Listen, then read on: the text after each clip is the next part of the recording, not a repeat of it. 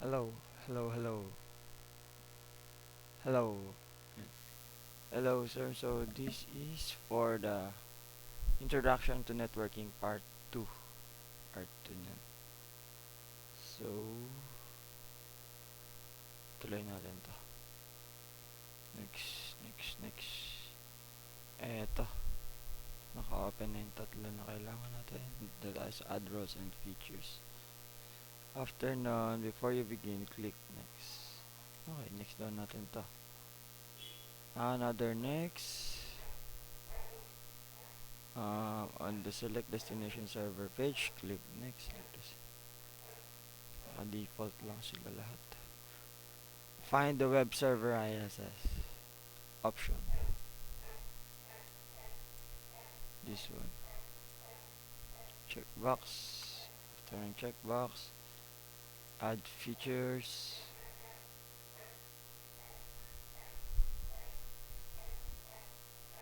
Add features. Tapos next. Next daw. Tapos select server. Add features. Select server. Click next. Then on the select features, this one, click next. Next lang pala dito. Okay, on the web server ISS, click next. Next ulit. Select role service next. On the confirm installation selections, install natin ito. Wait until the installation is complete. Medyo matagal yata to. Baby, I ain't got nobody. Say gonna drink champagne, holding it in. Installation progress patient address videos wizard is display tracking the installation of the role and showing the close button highlighted. Okay, pagtapos na daw. I-close na natin. After installation, click close.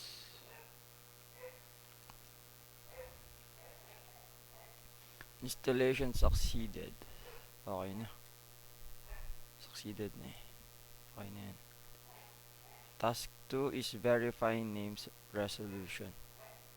Okay, punta daw tayo sa Opla, Windows 10. Opla, Windows 10. Open.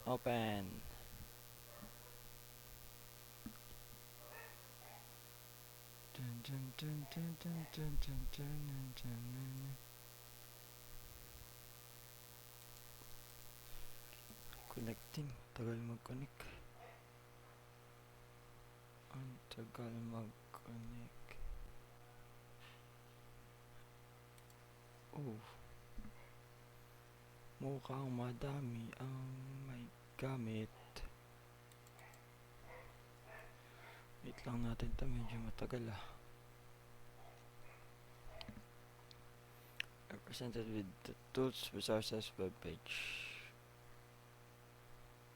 Browse daw dun. Ang tagal.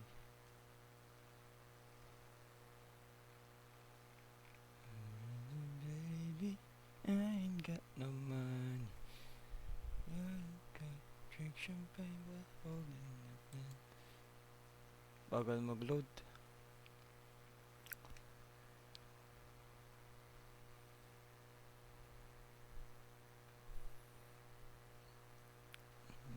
Champagne but holding it.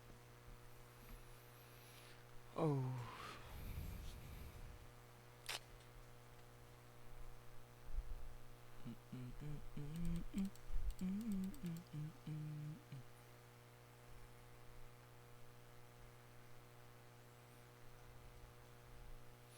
And I spend your money to do.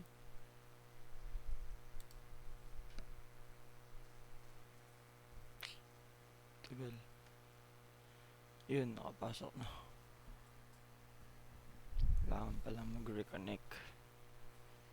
Tagal niya mag-connect eh. So, after dito, mag-launch tayo ng Internet Explorer. At iba-browse to. Okay. Browse tayo dito.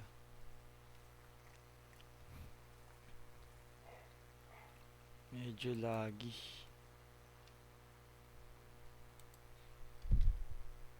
Okay. Pumunta tayo dito. Nice.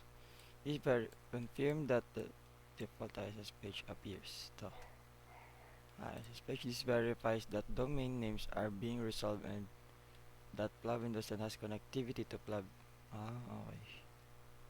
So, connected na daw si Plab DC, si Windows 10 kay Plab DC01.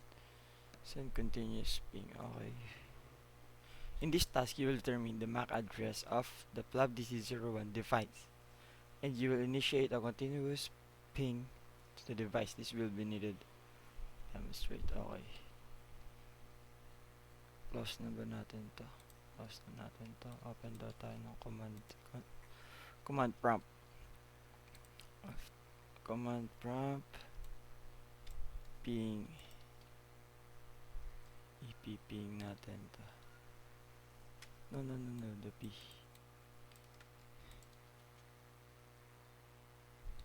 Lalag kasi kaya hirap mag-copy.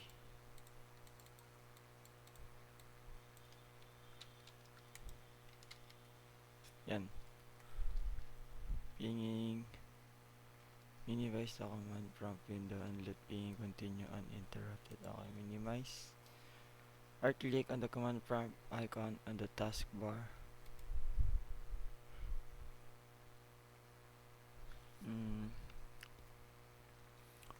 Tapos, also mag-open ulit tayo ng isa pa.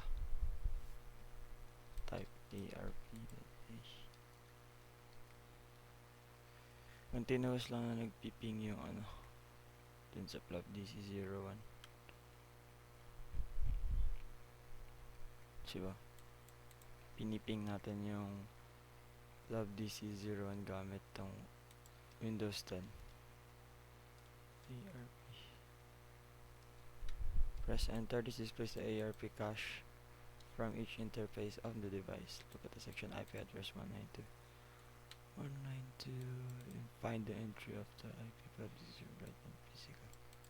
Close the command. Note that your values for the physical address may be different and physical address is MAC address. Drink champagne by holding in. Okay. Tapos na daw tayo dito. Verify Apache server running on the Plab RT0.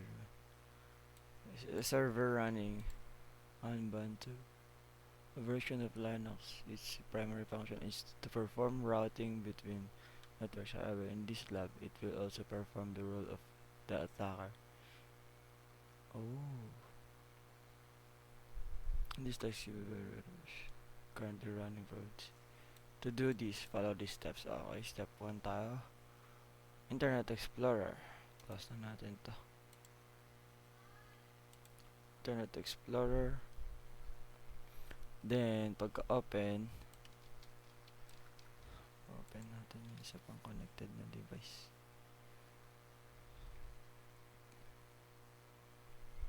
Enter yun. Confirm that Apache appears in the web server. You are verified that Plab is reachable via the main name Apache web server.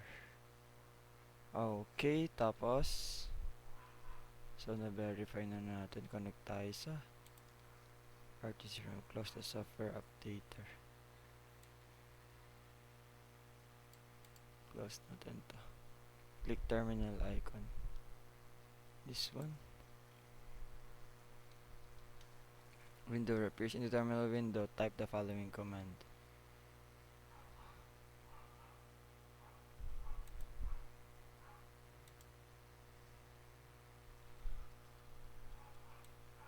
Copy na lang natin para mabilis.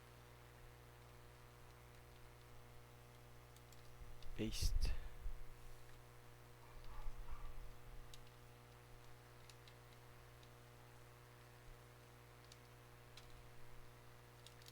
hindi siya respond sa copy. So type natin sudo apt dash get update. Enter. When prompted for password, type the following passwords: PASSO0RD. Okay. The command also used into the Linux. Step 3. Wait until the installation is complete. Invalid operation update. Why? Ulit. Sudo apt dash sudo apt dash get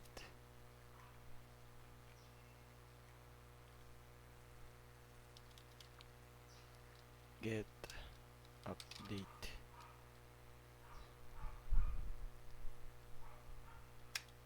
So, pag humingi ng ayun, okay na pala. Ayan, update done. So type natin dito ulit. Once the command prompt returns, type the following command to install Ethercap: sudo apt dash get install. Mag-install na tayo ng Ethercap. Graphical. Okay. Oh, isa pa. Sudo. Ay! Hindi na agad nababa. Sudo apt. Ano pala yung get natin. Nag-spam yung install. Dapat isa-isa. Ethercap dash graphical. Okay, let's go. Napasok na natin siya. When asked if you want to continue, type Y, then press enter. You want to continue? Yes, I want to continue. Step 5. Wait until the installation is complete. Once the command prompt returns, close the terminal. Okay. Mulik na siya. Close na natin. Task 6. ARP. Poisoning using Ethercap. In this task, we'll use Ethercap. Mag-attack na tayo. Poisoning. This is technique by which an attacker sends spoofed address resolution protocol ARP messages onto a local area network. Generally, the objective is to associate the attacker's MAC address and the IP address of another host, such as the default gateway, causing any traffic meant for that IP address to be sent to the attacker's computers instead. Ooh. Hacker yarns. Okay. Close na natin to. Show the application icon on the bottom left. Okay, dito daw. Then, after that, open na natin yung install natin na Ethercap. The password is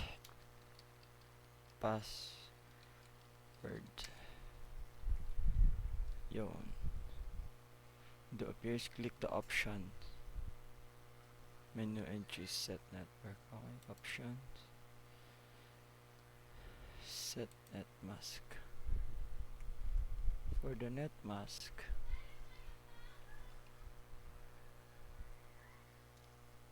in the net mask field, type 255.255.255.0. Click OK. Click the sniff menu and choose ununified sniffing. Click this one, unified sniffing. Then it is 0. Okay. You can see the sniffing operation begin, and the packets sniffed will be listed at the bottom of the window. Click the host menu and choose scan for host. Host. Scan for hosts. Scan for host.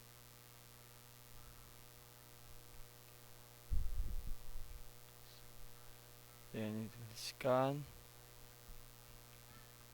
Once scan is completed, choose host list. May 3 host na ano. May 3 tayong host na na-detect. Ito.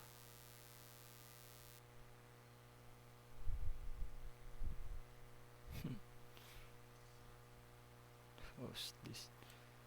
This tab will show you list of discovered host. Host list. Bam. Oh, hindi pa pala nag-open. Host. Host list. Yan, 3.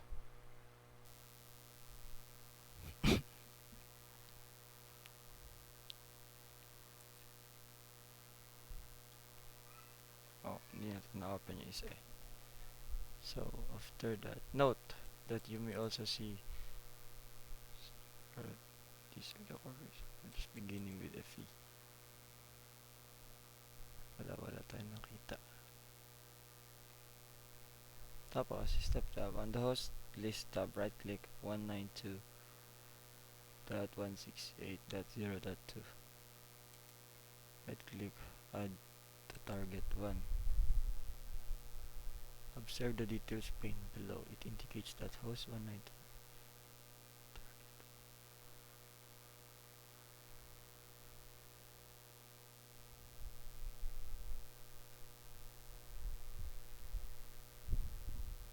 Ulit. Add the target one.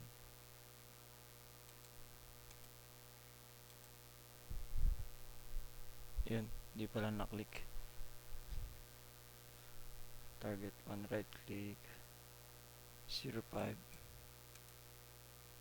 add to target 2.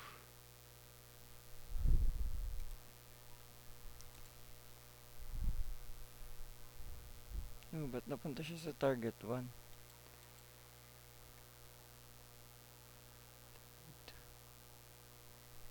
Split ARP poisoning.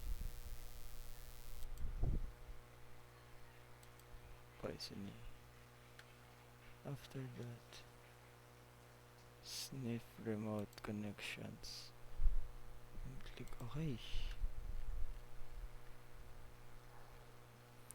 Notice the lower pane of the ethercap window. ARP poisoning victims indicate the hosts that are being victimized. Return to the plug Windows 10. Type CMD search box on it. CMD. Run as administrator. Tapos, on the user account control dialog, click yes. Yes, no. ipconfig /dns. Enter. Showing command cleared DNS cache type. Successfully flushed. The next prompt test to test connectivity with pleb. This is run type. Ping. Piping natin kung nakakonect pa ba. Okay, enter. Notice that the server is available.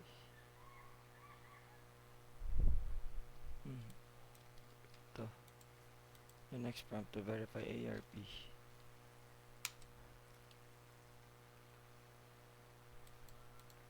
Make a note that plug this is run back address. You will notice the MAC address has been changed.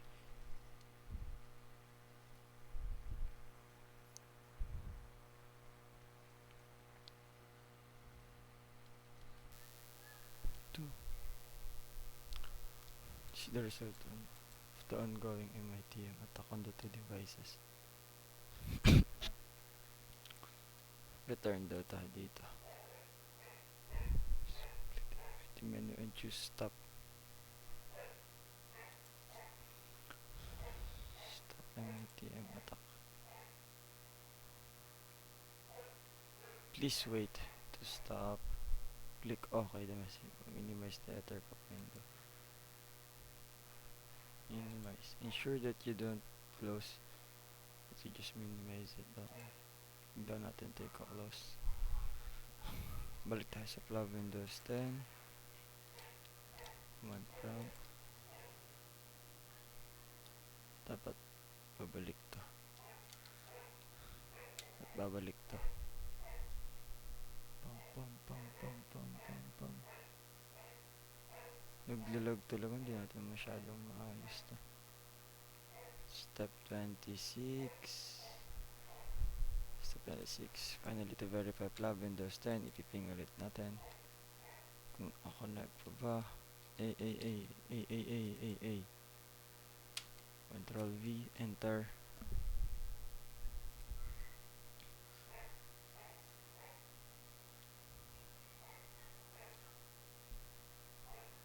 Task 7, edit ethercap yes. FRT01. Terminal icon.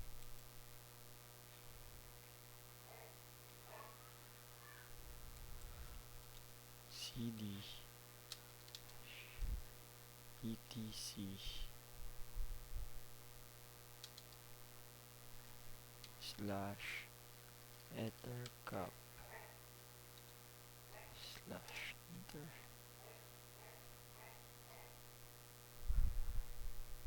No, CD etc ethercap. Yan. Pumasok. Sudo nano. Yun na naman, nagdodoble siya. Hindi nyo nare-read ng maayos. O, diba? Ether dot conf enter.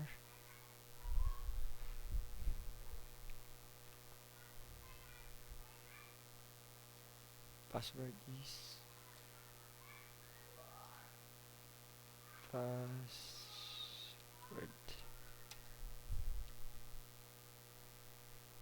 Wow, pumasok. Nano editor. In the file, change the numerical values of ECUID from 654 to 0. Change to natin to, gawin natin 0.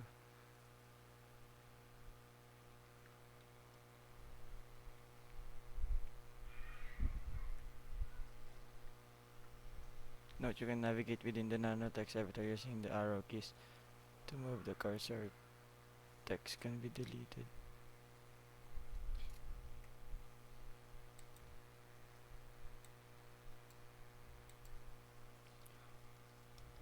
Text editor. Text can be deleted using backspace and added simply by typing. For more information about the nanotext, use your favorite search engine to find out more. To exit. Gagawin na natin to.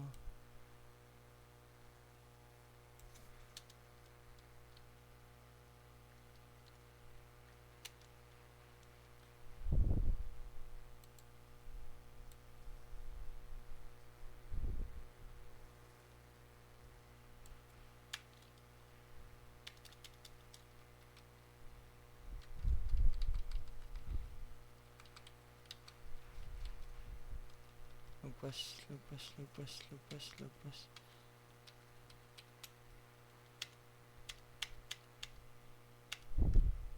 Natin 0 daw to. Okay, ito naman. Oops. Hirap naman nito. 0. Okay na, napalitan na ng 0. Press Ctrl X key combination to exit. Type Y.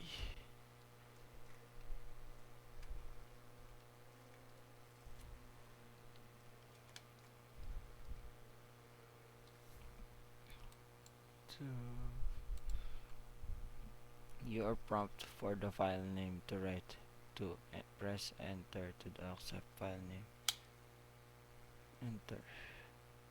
Non-text editor closes and you presented with command prompt. Enter daw natin to. Type natin dito is sudo nano ether .dns. Okay. Tapos pag nag-prompt, the ether.dns file is now open. Scroll down and go to Microsoft success section. Scroll down Microsoft sucks. Microsoft sucks.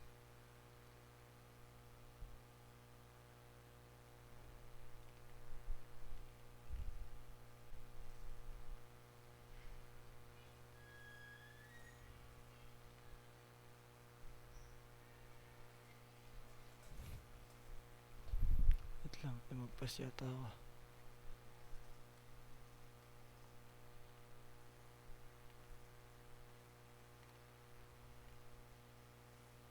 Ito.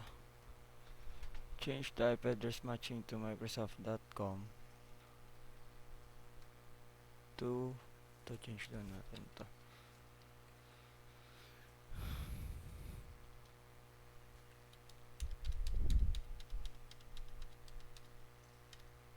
Pin natin 173.194.34.147.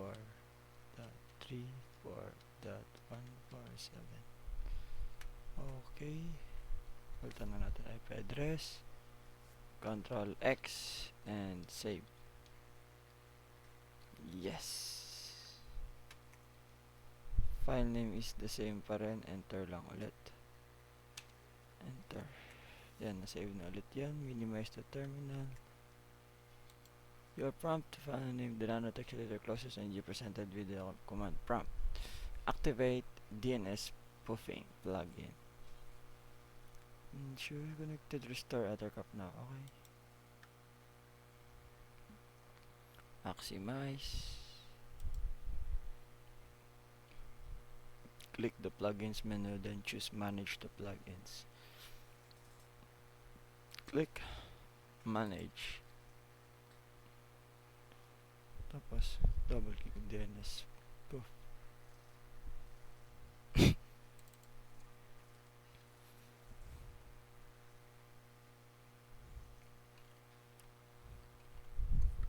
This will activate. Notice the star added to and indication activation of the plugin button pane. Yep.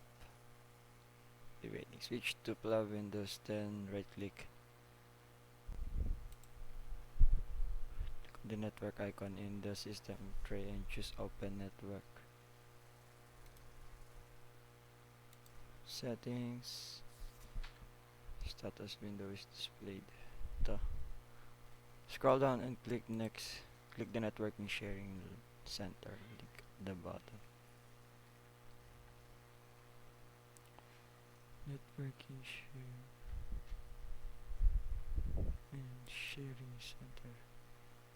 Oh shoot.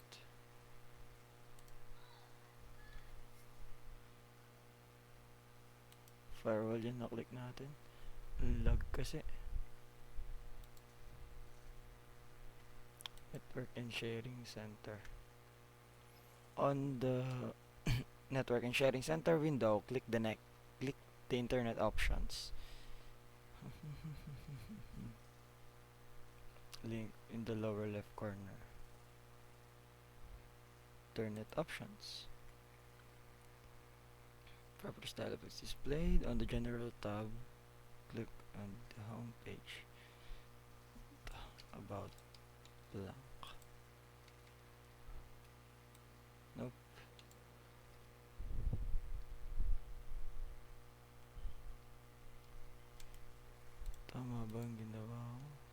tama. Click OK. Then close all windows. Click on the Internet Explorer. Open this one.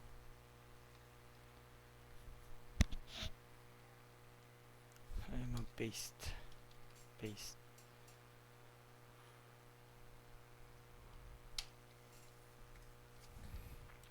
Ayaw nyo mag-paste. Paste.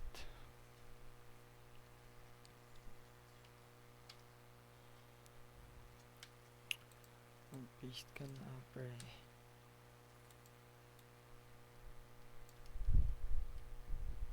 Type na nga natin. Hindi siya nagka-overwrite. Hindi. HTTP dandan www.microsoft.com. Ay, United. Click on the United States English. Click on the United States English. May open slot there. It may open up. May not open up.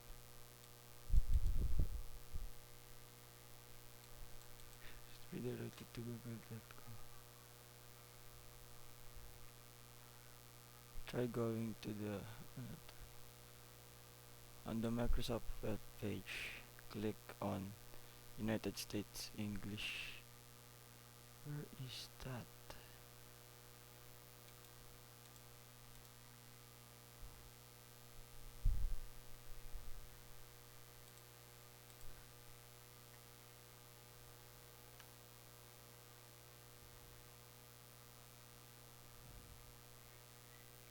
Hindi sila magkapareha nung ano dito. Try going to the google.com.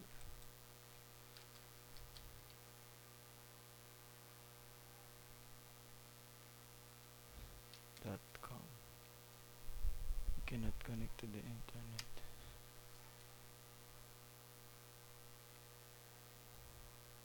Close Internet Explorer. Return to Plug RT01. RTR01. On the other display, double click. Double click on the other app Windows display. Double click on the DNS spoof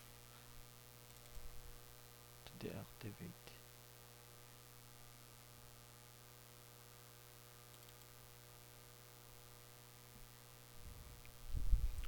Without mo, wala siya. Hindi pa siya nagde-deactivate.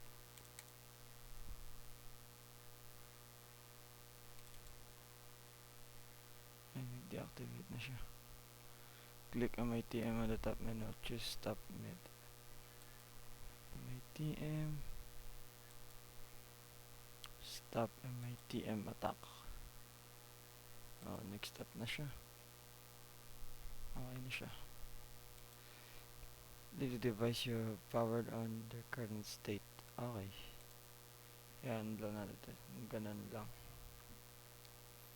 Okay, Plav DC01 tayo naman. Domain controller. Close the server manager if open. Okay, close down natin ito. Windows Administrative Tools.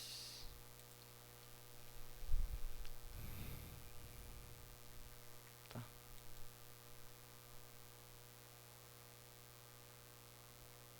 Select DNS. Select DNS. This one. Oh, nag-crash na naman siya. Ito. DNS manager is displayed. Pin on the left. Expand Plav DC01 forward.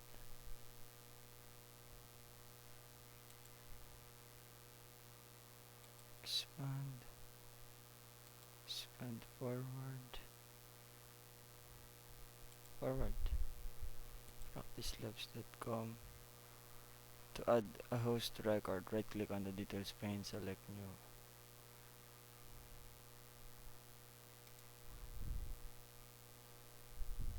new host AAE. Tapos Name is mail daw. IP address is 192.168.0.5. Okay, click add host. Chinek. Step 4, DNS. Always display confirming the successful creation of account. Successfully created. Back on new host dialog box. Click done. To add another host record, click on the details pane window. Select new mail. To add another host record, click on the details pane windows. New mail exchanger. MX. Tapos, in the fully qualified domain name to.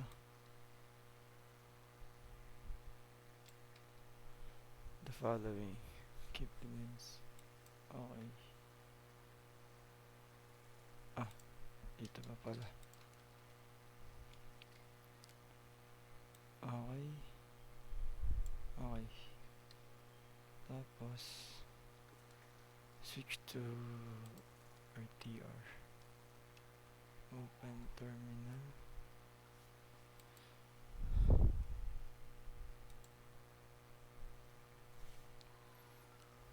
Tapos,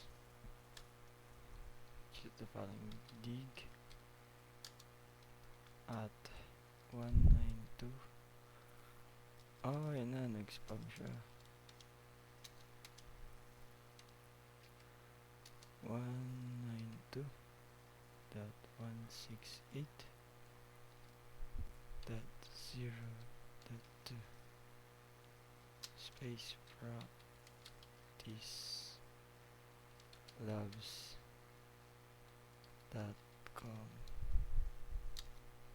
mx.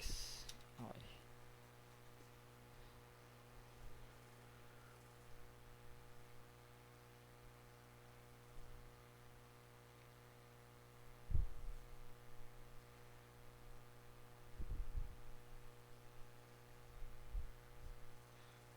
I couldn't get address.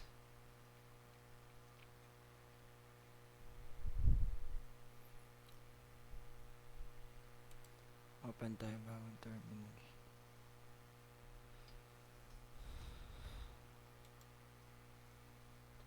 Okay, ulit. Yan. Dig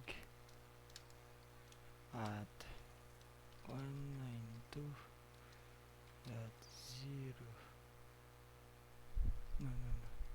dot 168.0.2 practice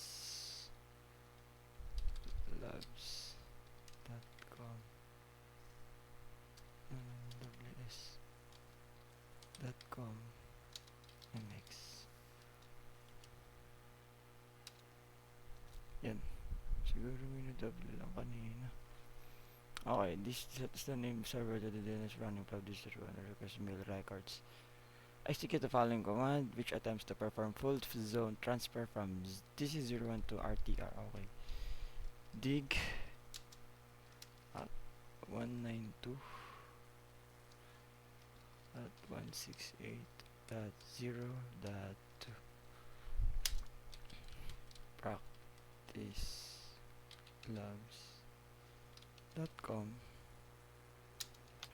exfr. Okay. One server found. Step 10 of DC01. Okay, pala tayo dito sa domain controller. Go to the DNS manager. Right click on the plastic zone and select properties practice labs zone. This one. Yes. Tama. Access the zone transfers tab. Select the allow zone transfers box and click OK.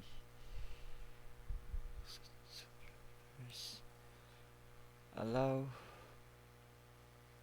zone transfers. Minimize the DNS. Okay, minimize lang natin. Balik tayo sa RTR, saka tayo magdidig ulit. Hackerist yarn. Dig at 192.168.0.2 space practice labs up labs.com XFR. Okay, wala nang typo. Enter. So times the notice output. Publish is 01 event viewer. Event viewer, open natin to. Navigate event viewer. So display, navigate to event viewer, local applications. Click on DNS server. Then are listed in the middle pane. Right click event ID 6001.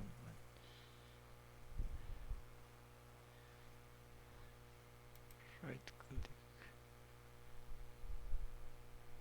event properties.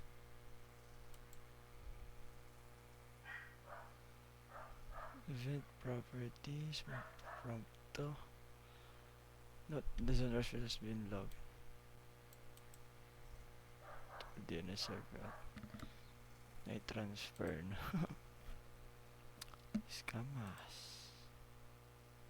Close natin to. Run MBSMA to detect system vulnerabilities.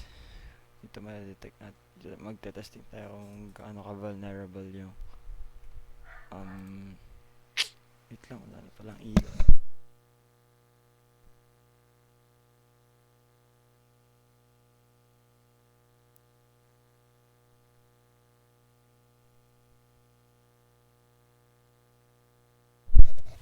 So mag-run tayo ng vulnerable, kung gaano ba, tignan natin kung gaano ka-vulnerable yung PC niya.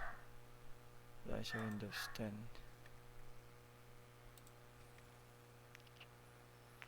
Launch Internet Explorer. Close natin ito.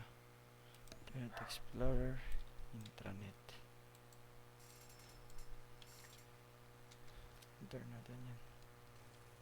Bilisan na lang natin. Tools and resources. Tools. Windows Server 2012.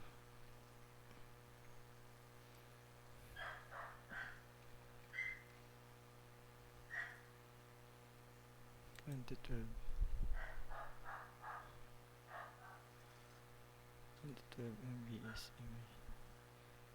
MBSMA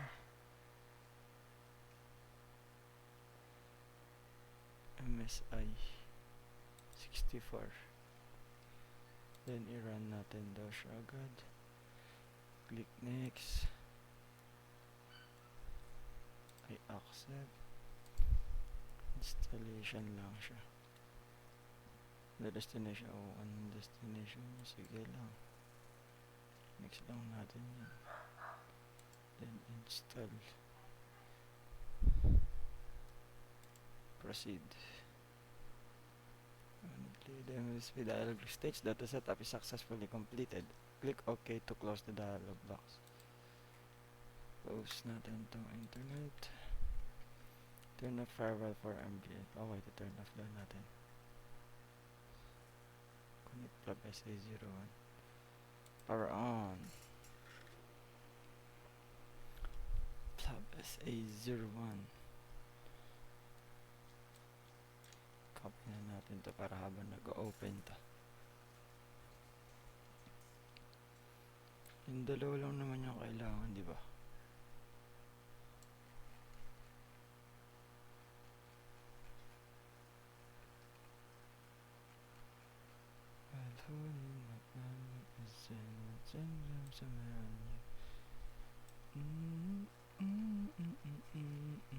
Mm, mm, mm, mm, mm, mm. We're holding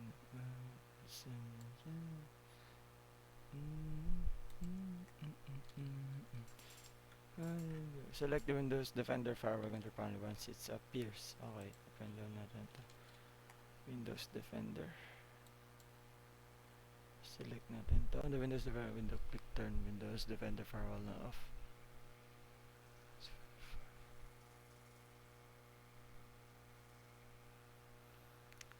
Turn Windows Defender firewall off.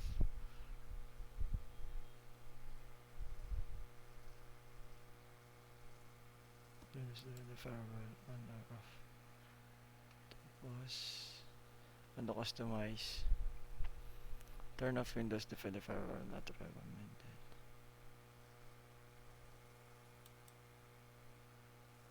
Dalawa. Turn off natin parehas. Close. Windows 10 ulit. Back on the desktop, double click. Windows 10 about Microsoft Baseline Security. Dito. Ito pala. Dito na pala siya. Open natin siya. Yes, syempre. It's displayed on the check computers for common security misconfigures page. Click the scan multiple computers.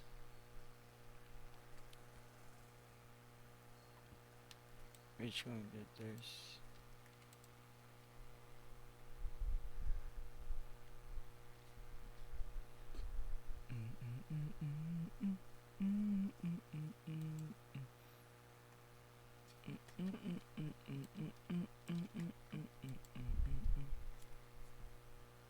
Papasok kaya ito. Type na natin. YouTube.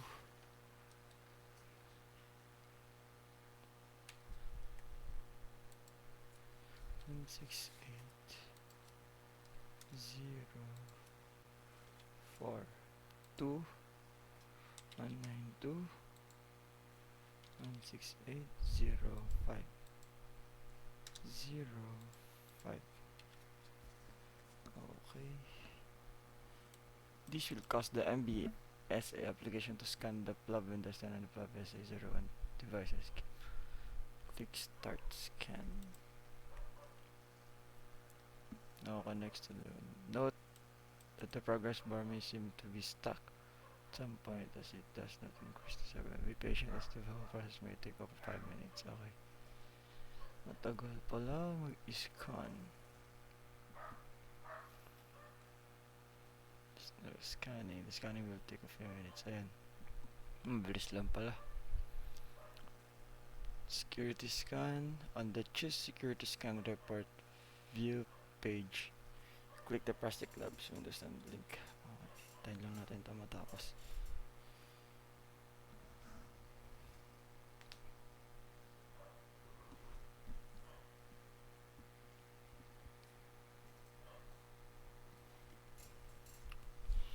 Medyo matagal nga siya.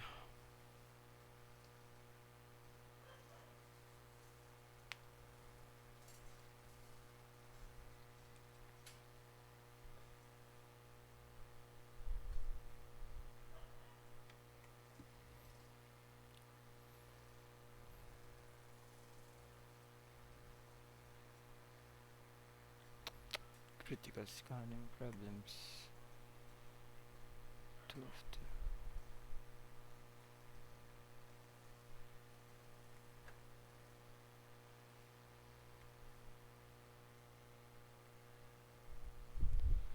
Computer name, please specify computer name domain. Oh shit, may nakalimutan ba ako? Domain name.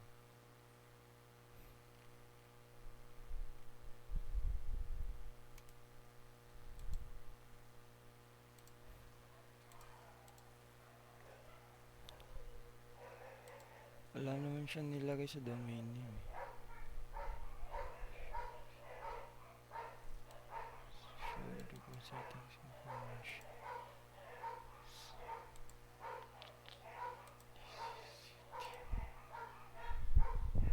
Ulit. progress mo sinto.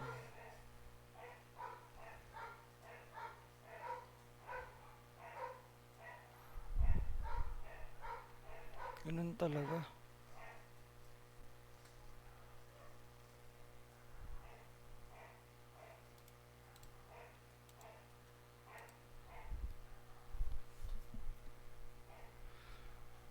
Security report.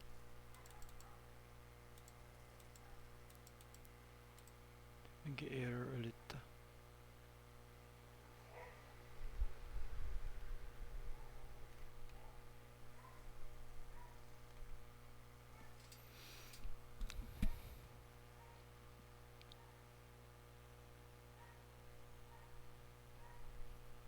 Nag-error ulit. Nag-error to. Proceed na lang tayo sa images. Continue lang naman.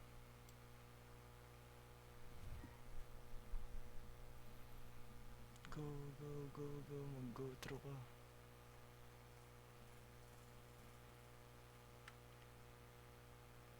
Nag-error talaga.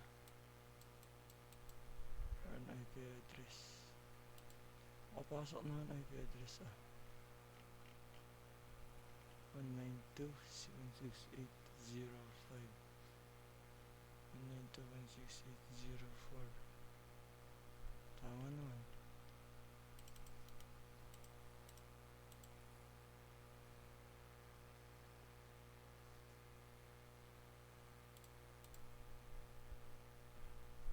Tama naman. Hindi siya nag-go through. Hindi na lang tayo, proceed na lang tayo dito. So, dapat ganito magiging output niyan. Hindi pumasok. So, kung ano na lang tayo, ayaw niya eh. This lab is displayed. Pause.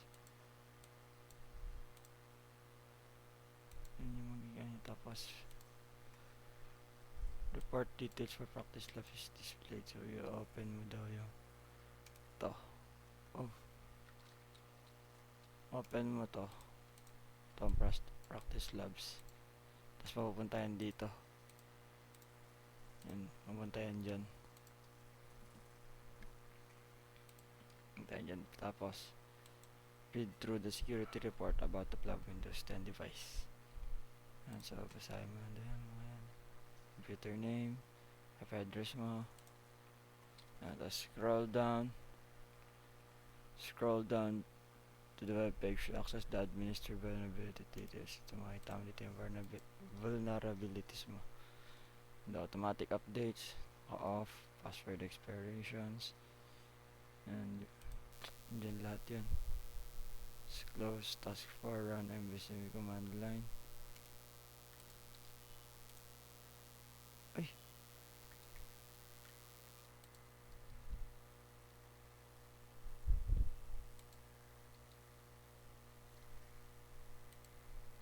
Na-close natin.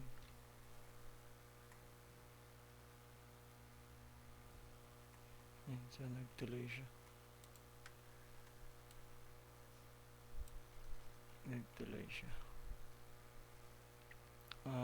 Saan na tayo? Sa command prompt, diba? Ayan, so mag-open ka daw ng command prompt. Click yes to the user account, yes, directory, enter mo yung code na yan. Pagka-enter mo ng code, enter mo yung code na yan. Tapos, isa pa, directory. To find out how to use, type the following command. Tapos may magpa-prompt na ulit dito. Yan. Password yung MBSA CLI mo. Yan. Yan lang yun. Tapos, to perform security scan, mag-scan ka na dito. Type mo ulit tong code na yan. Tapos, papasok yan dito. Pagka na-type mo na yan, ito siya. Yan, mag-scan lang siya, tapos antayin mo lang yun. Yung scan na yan, scan complete. Tapos, notepad report.txt mapupunta sa notepad mo yung full report nung scan niya. Ito siya. Ito yung na-scan niya kanina. So, yun. Yun lang yun. Thank you. Yun lang yun.